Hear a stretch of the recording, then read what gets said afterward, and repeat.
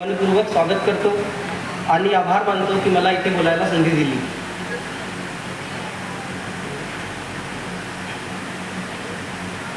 सर्वप्रथम मी माझ्याबद्दल काही सांगतो. जसं तुम्हाला माहीत झालं आहे, माझं नाव शिवांग तिवारी आहे. माझा जन्म मेळघाटातील आपल्या धारणी तालुक्यात एक गाव आहे हरिसाल म्हणून, तिथे झालेलं. प्राथमिक शिक्षण माझं तिथेच जिल्हा परिषद शाळा हरिसाल तिथे झालं. त्याच्यानंतर माझं ग्रॅज्युएशन मेकॅनिकल इंजिनिअरिंगमध्ये बीटेक मुंबईवरून झालं आहे, Sardar Patel college of engineering. माझं ग्रॅज्युएशन झालं आहे 2021मध्ये. ग्रॅज्युएशननंतर मी 13 महिने प्रायव्हेट सेक्टरमध्ये जॉब केला आहे ॲज अ ज्युनियर इंजिनियर. 2022 ऑक्टोबरमध्ये मी रिझाईन करून फुल टाईम प्रिपरेशन सुरू केलं होतं.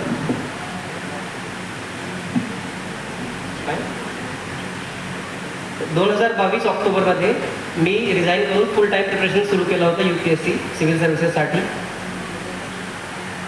आता मेळघाट असा आपला भाग आहे की तिकडे आपल्याला ज्या सुविधा आहेत नॉर्मल शहरात ज्या अवेलेबल आहेत खूप इझिली, ते तिकडे आपल्याला भेटत नाही. तर जेव्हा मी मोठा झालो, लहानपणी जेव्हा मोठा होत होतो, तेव्हा बघितलं की काय काय प्रॉब्लेम्स इकडे असतात, कसं आपल्याला सामोरे जावं लागतं त्या प्रॉब्लेम्सला. तर असं मनात होतं नेहमी की आपण काहीतरी मोठं होऊन आपल्या भागासाठी करायचं, पण नेमकं कसं करायचं ते काही माहीत नव्हतं. कारण की IAS काय असतं, IAS, IPS, IFS जे काही सर्व्हिसेस आहेत गव्हर्नमेंट, ते आपल्याला म्हणजे मला तर काही माहीत नव्हतं त्याच्याबद्दल. पण जेव्हा मी मुंबईला गेलो बीटेकसाठी, तेव्हा मला माहीत झालं की याच्यात आपण अशी एक्झाम आहे UPSC कंडक्ट करते, आपण त्याच्यात अपियर होऊन काहीतरी चांगलं करिअर करू शकतो याच्यात आणि समाजासाठी काहीतरी चांगलं करू शकतो. तिथून हे मोटिवेशन मला आलं. आता इथे मला दिसतंय की खूप माझे लहान भावंड पण आले आहेत. तर त्यांना मी एवढं सांगतो की आता जेव्हा मी मोठं होत होतो तेव्हा मला असं नेहमी वाटायचं की मी तर अशा भागातून येतो, छोट्या गावातून येतो, खेड्यातून येतो, शिक्षण माझं मराठी माध्यम झालं आहे, तर एवढी मोठी परीक्षा, एवढं मोठं कॉम्पिटिशन आपल्याकडून कसं होणार.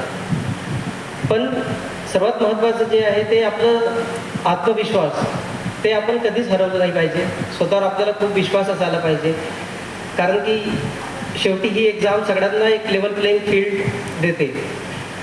तर जर आपण व्यवस्थित एक प्रॉपर अप्रोच फॉलो केला, स्वतःवर विश्वास ठेवला, आणि आजकाल तर गव्हर्नमेंटकडून पण आपल्याला खूप सपोर्ट आहे. फॉर एक्झाम्पल आता आपला VMB कॉलेजमध्ये एक सेंटर आहे, फ्री IAS ट्रेनिंग सेंटर. तर स्पर्धा परीक्षांसाठी तिकडे आपण जाऊन राहू शकतो. तिकडे हॉस्टेल आहेत, मार्गदर्शन पण अवेलेबल आहे, ते आपल्याला स्टायपंड पण प्रोव्हाइड करतात, आणि टेस्ट सिरीज वगैरे पाहिजे आपल्याला, काहीही जी मदत लागत असेल आपल्याला प्रिपरेशनसाठी, ते आपल्याला प्रोव्हाइड करतात. परत त्याच्यानंतर वेगवेगळ्या संस्था आहेत, सारथी आहे, बार्टी आहे, अमृत आहे, हे वेगवेगळ्या वर्गातील विद्यार्थ्यांना स्कॉलरशिप देतात. म्हणजे आपली परिस्थिती जी आहे ते या प्रिपरेशनमध्ये अडथळा निर्माण झाला नाही पाहिजे आपल्या परिस्थितीमुळे, म्हणून ते असे इनिशिएटिव्स आपल्या गव्हर्नमेंटने घेतले आहेत. तर त्याचा आपण लाभ घेतला पाहिजे, आणि हे सगळ्या सुविधांचा लाभ घेऊन आपण प्रिपरेशन करून नक्कीच हे करू शकतो. आणि कोणतीही परिस्थिती असो आपली, कसाही बॅकग्राऊंड असो, त्याला म्हणजे सामोरे जाऊ शकतो आपण आणि प्रिपेअर करून चांगलं करू शकतो. एवढंच मला सांगायचं होतं. बाकी मार्गदर्शनासाठी माझे मित्र आहेत इथे, प्रिपरेशनबद्दल ते बाकी सांगतील. पण मला एवढंच सांगायचं होतं की आपण अशा भागातून येऊन पण करू शकतो, हे नक्कीच मनात राहू द्या तुम्ही. आणि कधीही वाईट मानून घेऊ नका की आपली परिस्थिती आपल्याला अडथळा निर्माण करते एक अशा एक्झाम्स क्लिअर करण्यासाठी. धन्यवाद.